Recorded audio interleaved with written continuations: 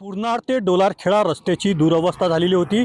TV9 मराठीच्या इन्फॅक्टने या ठिकाणी या रस्त्याची दुरुस्ती करण्यात आलेली आहे. आपण पाहतोय की हा रस्ता अत्यंत खराब झालेला होता.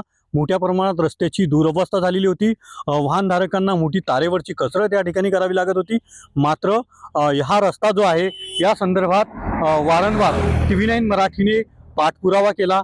रस्त्याच्या संदर्भात या संदर्भात केंद्रीय मंत्री असोत, आमदार असोत, यांच्या दृष्टिकोनातून दाखवण्याचा प्रयत्न या रस्त्याच्या महामार्गाचा केला. रस्त्याची परिस्थिती दाखवण्याचा प्रयत्न करण्यात आला. अत्यंत दयनीय अवस्था या रस्त्याची झालेली होती. हा महामार्ग अनेक ठिकाणी खड्डेमय झालेला होता. मात्र TV9 मराठीचा TV9 मराठीची बातमी झळकताच या रस्त्याची दुरुस्ती करण्यात आलेली आहे. त्यामुळे पूर्णार ते डोलारखेडा पर्यंत वाहनधारकांना या ठिकाणी मोठा दिलासा मानला जात आहे.